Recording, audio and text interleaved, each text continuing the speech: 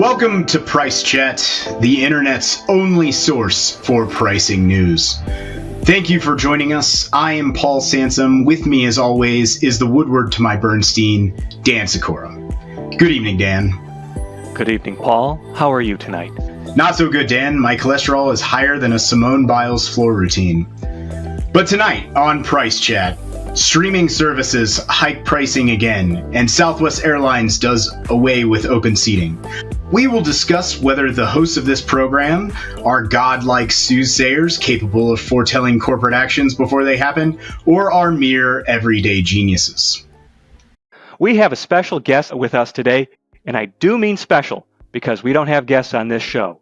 Paul and I would like to welcome Vendavo's new CEO, Eric Carrasquilla. Eric, welcome to Price Chat. Thank you very much. Glad to be here. And you got my last name right, which is even better. Well, I edited this a bunch of times. It took a bunch of takes. Dan is great for also pronouncing Polish words, given his Chicago background. Eric, thank you for joining us today. We'll start this interview off with a softball. What is your favorite price? Well, I gotta say my favorite price is $0.00, which also I affectionately call the dad tax, which I routinely apply to my sons when they've DoorDashed something and I find it first on the porch. Great. Thank you. Good answer. I think my favorite price is $12.95. Not too high, not too low, and often the price of good Italian sub. Dan, what about you? I'm going to go with Vincent Price. Come on, remember Thriller? I do. He was great. Eric, I have a multi-part question for you. How do you see global deflationary pressures, especially in consumer packaged goods, cascading up to primary inputs to manufacturing prices for B2B business? And more importantly, how does that impact the following? What's your favorite color? Well, the first question, I thought we were doing softballs here. You're going straight into PPI related stuff. So looking at latest producer price index, plus or minus 2% year over year. So although inflation is slowing, it's not quite in deflationary territory yet. If it was, when prices drop downstream, manufacturers might think they're scoring a bargain on the input side of things. But it's really more like a flash sale than a permanent discount. So the key is, in the long term, stay nimble, stay agile, because even if you're setting prices, market gets the final word. Well, good answer. Anything on the color? Don't leave us hanging. Well, not just black, but matte black, because Batman, Matrix movies, my favorite mountain bikes are S-Works mountain bikes, and they're all matte black, so matte black it is. I love it. At the risk of divulging proprietary and sensitive information that could put us in a competitive disadvantage with our peers and doom the company for the foreseeable future, do you mind telling us what is your vision for Vendavo?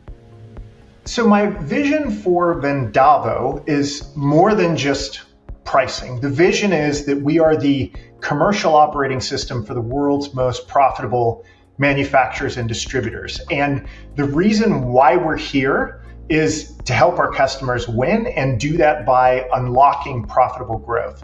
Now, when I would go through and talk about that to someone, they'd say, explain to me like I'm a 5-year-old kid, like what does that mean? How do we do that? And it really comes down to 3 things. For that profitable growth, we help them find it, grab it, and crush it. On the find it side of things, a lot of this is around using artificial intelligence to find those leaks, whether it's revenue and margin, finding cross and upsell opportunities. But the first piece is just to go through and see where it is. The second piece around grabbing it is all about digitizing and automating workflows, and specifically stuff around pricing, stuff around quoting, and stuff around rebates. And the last piece around crushing it, this is helping them find and grab it quickest time to value and lowest risk.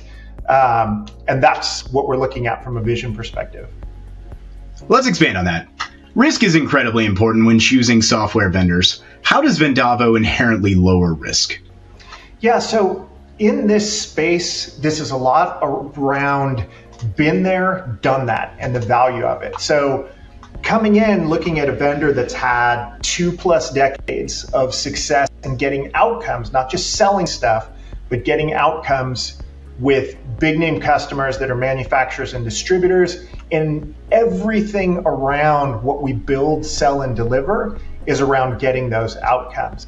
The second piece of this is not just the stuff that we have within Vendavo, but also giving our customers a lot of choices in how they go through and deploy it. So this is systems integrators and our relationships with folks like Deloitte and Accenture and PwC, and then also boutique implementers that whether they want to go with Vendavo or whether they have somebody that they're already using, we can help them get it and get it out quickly. Oh, good answer, Eric. Good answer. But I have another question. Change is scary, and therefore change at the top of the organization can frighten people. So why should Vendavo customers and prospects be excited about your arrival? So back to the been there, done that, been in the industry for a long time. I've been a customer, I've been a competitor, and I always looked at Vendavo as a company that if you think about it as from the perspective of a house, has great bones and a ton of potential. And I get that change is scary, but really that's where the magic happens. And Vendavo is no exception to that. So if I were a customer, I'd be excited around someone whose number one goal was around helping me win and has the people and the experience to help me be the hero versus just trying to sell me more stuff. Excuse me, sir. Quick follow-up question. Everyone talks about hindsight. What would younger Eric, I don't know, maybe 20 years ago, tell you now? What would he remind you to be? I'd say what he would remind me, it's less about what he would remind me to be, but something that he would remind me of. And I saw this literally in Las Vegas at 3 a.m, tattooed on somebody's forearm. And it said in script, "And this too shall pass." And it's getting you to remember two things. The first one is no matter how rough it gets, you're always going to get out of the valley. You won't be there forever. So keep your head up, keep on keeping on, and remember that adversity is a gift. The second one, as they say in Call of Duty, is stay frosty. So great things are going well. Realize there could be one turn and you could no longer be in that category, and also being a bit more empathetic to folks that are still going through and struggling. So that's what he would go through and remind me about. I appreciate that. I too get most of my directional wisdom from tattoos. And Call of Duty probably as well. Unfortunately, I don't play, but I do remember a lot of my football coaches saying, you got to keep your head on a swivel. And being able to pivot and change frequently is something that I take from Coach Leish at Klein High School very often. So as we get to the end of our segment today, let's finish with a tough one. If you could transform into any animal for 24 hours, what would it be and why? 100% shark. Why wouldn't you want to be at the top of the food chain and have an ocean view 24/7?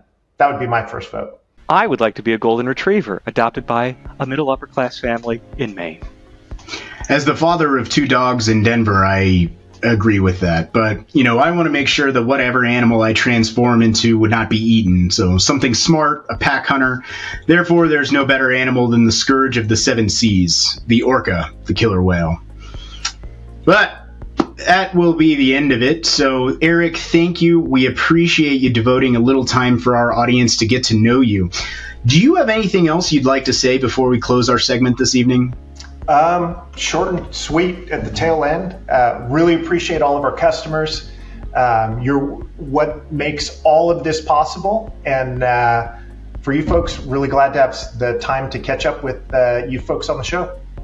Thank you very much. As always, thank you for joining Price Chat, the internet's only source for pricing news.